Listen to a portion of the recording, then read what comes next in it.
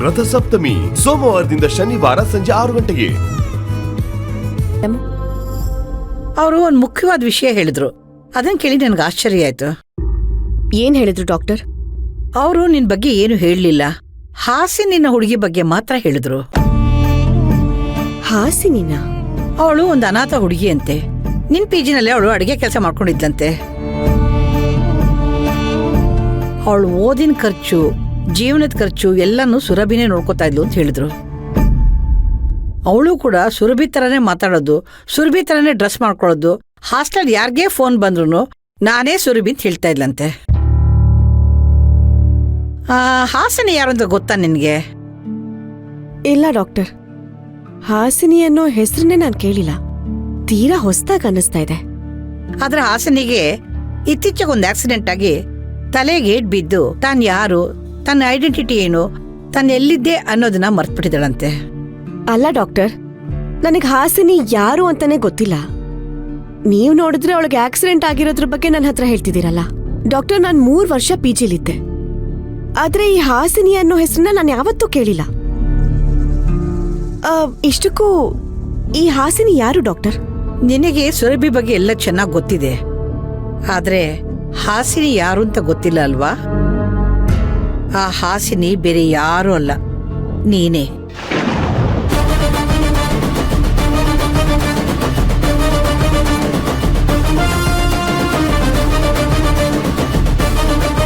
Accident ಆದ್ಮೇಲೆ ನಿನ್ನ ಐಡೆಂಟಿಟಿನೇ ಮರ್ತು ಈಗ ಸುರಭಿಯಾಗಿ ಇಲ್ಲಿದೀಯಾ.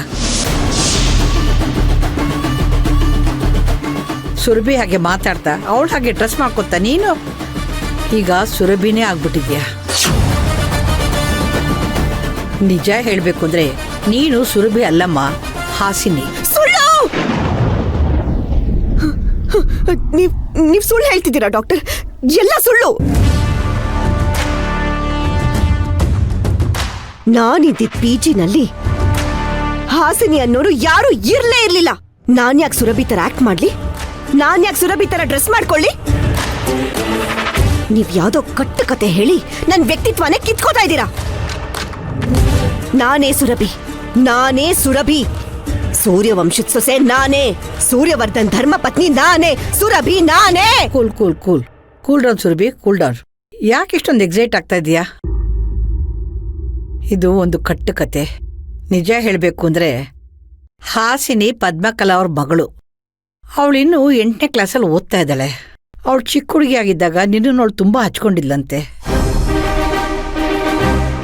ಆದ್ರೆ ಡಾಕ್ಟರ್, ಅವ್ರ ಮಗಳ ಹೆಸರು ಹಾಸಿನಿ ಅಲ್ಲ, ಮತ್ತೆ ಸುಹಾಸಿನಿ ಅಂತ. ಹಾ ಕರೆಕ್ಟ್, ನೀನ್ ಹೇಳಿ ಸರಿ. ಅವಳ ಹೆಸರು ಸುಹಾಸಿನಿ ಅಂತ. ನಾನೇ ಮರ್ತ್ಬಿಟ್ಟಿದ್ದೆ. ಸುರಭಿ, ನೀನೇನು ಅಪ್ಸೆಟ್ ಆಗೋ ಅವಶ್ಯಕತೆ ಇಲ್ಲ. ಪದ್ಮಕಲಾ ಅವರು ನಿನ್ನ ಬಗ್ಗೆ ಎಲ್ಲ ಪಾಸಿಟಿವ್ ಆಗಿ ಹೇಳಿದ್ದಾರೆ. ನೀನೆಷ್ಟು ತರಲೆ ಆಗಿದ್ದೋ ಅಷ್ಟೇ ಸಹಾಯ ಮಾಡೋ ಗುಣ ನಿನ್ನಲ್ಲಿದೆ ಅಂತ ಹೇಳಿದ್ರು. ತುಂಬಾ ಸಂತೋಷ ಪಟ್ರು. ನಾನು ಸುಮ್ಮನೆ ನೀನು ಹೇಗೆ ರಿಯಾಕ್ಟ್ ಮಾಡ್ತೀಯ ಅಂತ ತಿಳ್ಕೊಳ್ಳೋದಕ್ಕೋಸ್ಕರ ಹಾಗೆ ಒಂದು ಕತೆ ಕಟ್ಟಿ ಹೇಳಿದೆ. ಆಶ್ಚರ್ಯ ಆಗೋ ವಿಷಯ ಅಂದ್ರೆ ನಿನಗೆ ಪದ್ಮಕಲಾನು ನೆನಪಲ್ಲಿದ್ದಾರೆ, ಅವ್ರ ಮಗಳು ಸುಹಾಸಿನೂ ನೆನಪಲ್ಲಿದ್ದಾಳೆ. ಗುಡ್. ನಾನೇ ಸುರಭಿ ಆಗಿರೋದಕ್ಕೆ ನನ್ಗೆಲ್ಲ ನೆನಪಿದೆ ಡಾಕ್ಟರ್. ಸದ್ಯ ಹಾಸಿನಿ ವಿಚಾರನ ನೀವು ಕತೆ ಅಂತ ಹೇಳಿದ್ರಲ್ಲ, ಅಷ್ಟೇ ಸಾಕು. ನೀವ್ ಹೇಳಿದ್ ಕೇಳಿ 2 ನಿಮಿಷ ನಂಗೆ ಗಾಬರಿ ಆಗ್ಬಿಡ್ತು. ಡಾಕ್ಟರ್, ಕಾಫಿ ಕುಡಿಯಲ್ವಾ? ತಗೊಳ್ಳಿ. ಮಾತಿನ ಬರದಲ್ಲಿ ಮರ್ತೋಯ್ತು. ಕಾಫಿ ಬೇರೆ ತಣ್ಣಗಾಗ್ಬಿಟ್ಟಿದೆ, ಬೇಡಮ್ಮ. ಅಯ್ಯೋ, 2 ನಿಮಿಷ ಬಿಸಿ ಮಾಡ್ಕೊಂಡ್ ಬಂದ್ಬಿಡ್ತೀನಿ. ಪರವಾಗಿಲ್ಲ, ಬೇಡಮ್ಮ. ಪರವಾಗಿಲ್ಲ ಡಾಕ್ಟರ್, 2 ನಿಮಿಷ ಬಂದೆ.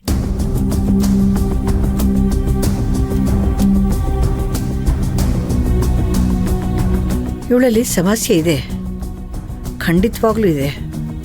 ಆದ್ರೆ ಇದು ಅದೇನಾ ಅಂತ ಕಂಡಿಡಿಬೇಕಲ್ಲ.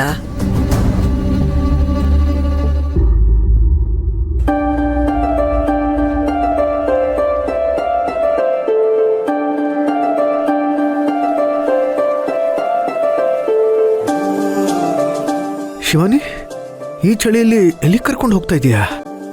ಭಾವ, ನಾವ್ ಯಾವಾಗ್ಲೂ ಒಂದೇ ವಿಚಾರವಾಗಿ ಯೋಚನೆ ಮಾಡ್ತಿದ್ರೆ ನಮ್ ಬುದ್ಧಿಗೆ ಜಾಡಿಡಿದ್ಬಿಡುತ್ತೆ. ಸೊ ಮನೇಲಿರೋ ಟೆನ್ಷನ್ಸ್ನೆಲ್ಲ ಬಿಟ್ಟಾಕಿ ನಮ್ ಭಾವ ಒಂದ್ ಸ್ವಲ್ಪ ಆರಾಮಾಗಿರ್ಲಿ ಅಂತ ನಿನ್ನ ವಾಕಿಂಗ್ ಕರ್ಕೊಂಬಂದಿದ್ದೀನಿ ಅಷ್ಟೆ. ಶಿವಾನಿ ನಿಂತ್ಕೋ. ಕಾರಣ ಇಲ್ಲದೆ ನೀನು ಹೀಗೆ ವಾಕಿಂಗಿಗೆ ಕರ್ಕೊಂಡು ಬರಲ್ಲ ಅನ್ನೋದು ನನಗೆ ಗೊತ್ತು. ನಿನ್ನ ಹತ್ರ ಏನೋ ವಿಷಯ ಇದೆ, ಅದು ಮನೇಲಿ ಮಾತಾಡೋಕ್ಕಾಗಲ್ಲ ಅಂತ ಇಲ್ಲಿಗೆ ಕರ್ಕೊಂಡು ಬಂದಿದ್ಯಾ ಅಲ್ವಾ? ಭಾವ, ನನಗ್ ನೀನ್ ಬಿಟ್ರೆ ಇನ್ಯಾರೂ ಇಷ್ಟು ಚೆನ್ನಾಗಿ ಅರ್ಥ ಮಾಡ್ಕೊಳಕ್ ಸಾಧ್ಯನೇ ಇಲ್ಲ. ನಿಜ, ನಿನ್ ಹತ್ರ ಮಾತಾಡಕ್ ತುಂಬಾ ವಿಷಯ ಇದೆ. ಆದ್ರೆ ಮನೇಲಿ ಮಾತಾಡೋಣ ಅಂದ್ರೆ ನನ್ನ ಸ್ವಾಭಿಮಾನ ಅಡ್ಡ ಬರ್ತಾ ಇತ್ತು. ಅದಕ್ಕೆ ನಿನ್ನ ಹೊರಗಡೆ ಕರ್ಕೊಂಬಂದೆ. ನಿನ್ನ ಸ್ವಾಭಿಮಾನಕ್ಕೆ ಧಕ್ಕೆ ತರುವಂಥ ಕೆಲಸ ನಾನು ಯಾವತ್ತೂ ಮಾಡಿಲ್ಲ ಅಂತ ಅನ್ಕೊಳ್ತೀನಿ. ಹೌದು ಭಾವ, ನೀನ್ ಹೇಳ್ತಾ ಇರೋದು ನಿಜ. ಸ್ವಾಭಿಮಾನ ಬಿಟ್ಟಾಕು. ತಿಳಿದೋ ತಿಳಿದೇನೋ ನೀನ್ ನನ್ನ ಮನ್ಸಿಗೆ ಯಾವತ್ತೂ ನೋವು ಮಾಡಿಲ್ಲ. ಮತ್ತೆ ಮನೇಲಿ ಮಾತಾಡೋಕ್ಕಾಗಲ್ಲ ಅಂತ ಹೇಳ್ತಾ ಇದೀಯಾ? ಹೊಸ್ದಾಗಿ ಸುರ್ಬಿ ಹೆಸರು ಹೇಳ್ಕೊಂಡ್ ಬಂದಿದ್ದಾಳಲ್ಲ, ಆ ಮನೇಲಿ ಅವಳ ಬಗ್ಗೆ ಮಾತಾಡಕ್ ನನಗೆ ಹಿಂಸೆ ಆಗುತ್ತೆ ಭಾವ. ನಿಜ ಹೇಳ್ಬೇಕು ಅಂದ್ರೆ ನನ್ನ ಕಡೆಯಿಂದ ಒಂದು ತಪ್ಪಾಗಿದೆ. ಅದಕ್ಕೆ ನಾನು ನಿನ್ನ ಹತ್ರ ಸಾರಿ ಕೇಳಬೇಕು. ಆ ಸುರ್ಬಿ ಮುಂದೆ ನಿನಗೆ ಸಾರಿ ಕೇಳಕ್ಕೆ ನನ್ನ ಸ್ವಾಭಿಮಾನ ಅಡ್ಡ ಬರ್ತಾ ಇತ್ತು. ಅದಕ್ಕೆ ನಿನ್ನ ಇಲ್ಲಿ ಕರ್ಕೊಂಬಂದೆ. ಅಲ್ಲ, ಇಷ್ಟಕ್ಕೂ ನಿನ್ನ ಕಡೆಯಿಂದ ಆಗಿರೋ ತಪ್ಪಾದ್ರೂ ಏನು? ಆ ಹುಡುಗಿ ಫೋಟೋ ತೆಗೆದು ಸೋಷಿಯಲ್ ಮೀಡಿಯಾದಲ್ಲಿ ಹಾಕಿದ ತಪ್ಪಲ್ವಾ ಭಾವ? ನಾನು ಹೀಗ್ ಮಾಡಿದ್ರಿಂದಾನೇ ಅಲ್ವಾ ಸಂಬಂಧ ಪಡೆದೇ ಇರೋರು ಅವಳನ್ನ ಕರ್ಕೊಂಡು ಹೋಗಕ್ ಬಂದಿದ್ದು. ಸ್ವಲ್ಪ ಯಾಮಾರಿದ್ರು ಅವಳ ಜೀವನನೇ ಹಾಳಾಗೋ ಪರಿಸ್ಥಿತಿ ಬರ್ತಾ ಇತ್ತು. ಅದಕ್ಕೆ ನನ್ನ ಕಡೆಯಿಂದ ಆಗಿರೋ ತಪ್ಪಿಗೆ ಸಾರಿ ಕೇಳೋಣ ಅಂತ ಬಂದೆ. ಭಾವ, ದಯವಿಟ್ಟು ನನ್ನ ಕ್ಷಮಿಸ್ಬಿಡು. ಈ ವಿಚಾರದಲ್ಲಿ ನೀನು ಸಾರಿ ಕೇಳಬೇಕಾಗಿರೋದು ನನ್ನ ಹತ್ರ ಅಲ್ಲ. ಭಾವ, ನನಗೆ ಆ ಹುಡುಗಿ ಹತ್ರ ಮಾತಾಡಕ್ ಒಂಚೂರು ಇಷ್ಟ ಇಲ್ಲ. ಅವಳು ನಿಮ್ಮ ಅಸಹಾಯಕತೆನ ಅಡ್ವಾಂಟೇಜ್ ಆಗಿ ತಗೋತಾ ಇದ್ದಾಳೆ. ಜೊತೆಗೆ ನಿಮ್ಮ ಅತ್ತೆ ನಾಗಲಕ್ಷ್ಮಿ ಅವ್ರ ಸಪೋರ್ಟ್ ಕೂಡ ಅವಳಿಗಿದೆ. ಇವತ್ತು ಅವಳ ಮುಂದೆ ಯಾರಾದ್ರೂ ಆ ಮನೇಲಿ ಎದುರು ನಿಂತು ಮಾತಾಡ್ತಿದ್ದಾರೆ ಅಂದ್ರೆ ಅದು ನಾನೊಬ್ಳೆ. ಈಗ ನಾನೇ ಹೋಗಿ ಅವಳ ಹತ್ರ ಸಾರಿ ಕೇಳಿದೆ ಅಂತ ಇಟ್ಕೋ, ಖಂಡಿತವಾಗ್ಲೂ ಅವಳಿಗೆ ನನ್ನ ಮೇಲಿರೋ ಭಯ, ಟೆನ್ಷನ್ ಆಟೋಮೆಟಿಕ್ ಕಡಿಮೆ ಆಗುತ್ತೆ. ನಾವ್ ಯಾವತ್ತೂ ಇನ್ನೊಬ್ರು ಮುಂದೆ ವೀಕ್ ಅಂತ ತೋರ್ಸ್ಕೋಬಾರ್ದು ಅಲ್ವಾ ಭಾವ? ಇದೇ ನಮ್ ಸುರ್ಬಿ ಆಗಿದ್ರೆ ನಾವ್ ಸೋಲೋದ್ರಲ್ಲಿ ಅರ್ಥ ಇರುತ್ತೆ. ಇವಳು ಯಾರ್ ಭಾವ? ಗುರ್ತು ಪರಿಚಯ ಇಲ್ಲ. ಇವಳನ್ನ ಸುರ್ಬಿ ಅಂತ ಒಪ್ಕೊಳಕ್ಕೆ ನಮ್ ಮನ್ಸೇ ತಯಾರಿಲ್ಲ. ನಾಳೆ ಒಂದಿನ ನಿಜವಾಗ್ಲೂ ಇವಳ ಮನೆಯವ್ರು ಬಂದು ಇವಳು ನಮ್ಮ ಮನೆಯವಳೆ ಅಂತ ಹೇಳಿದ್ರೆ ಅದನ್ನ ಸಹಿಸ್ಕೊಳ್ಳೋ ಶಕ್ತಿನೂ ನಮ್ ಕೈಯಲ್ಲಿರಲ್ಲ. ಅದಕ್ಕೆ ನಾನು ನನ್ನ ಅನಿಸಿಕೆನ ನಿನ್ನ ಹತ್ರ ಹೇಳ್ಕೊತಾ ಇದ್ದೀನಿ ಅಷ್ಟೆ. ನಾವು ಮಾತಾಡ್ತಾ ಇರೋದು ಏನಾದ್ರೂ ಅವಳು ಕಿವಿಗೆ ಬಿದ್ರೆ ಖಂಡಿತವಾಗ್ಲೂ ಅವಳು ನಿನಗೆ ತುಂಬಾ ಕಷ್ಟ ಕೊಡ್ತಾಳೆ. ಅದ್ ನನಗಿಷ್ಟ ಇಲ್ಲ ಭಾವ. ಈಗಾಗ್ಲೇ ಅವಳಿಂದ ನೀನೆಷ್ಟು ತೊಂದರೆ ಅನುಭವಿಸ್ತಿದ್ಯಾ ಅಂತ ನಂಗೆ ಚೆನ್ನಾಗಿ ಗೊತ್ತು. ನಿಜ ಹೇಳು ಭಾವ, ಆ ಹುಡ್ಗಿ ನೋಡಿದ್ರೆ ನಿನ್ಗೇನ್ ಅನ್ಸುತ್ತೆ? ಅವಳು ನಮ್ ಸುರ್ಬಿ ಅಂತ ನೀನ್ ಒಪ್ಕೋತೀಯಾ? ನನಗೂ ಈ ವಿಚಾರದಲ್ಲಿ ಸಾಕಷ್ಟು ಗೊಂದಲ ಇದೆ.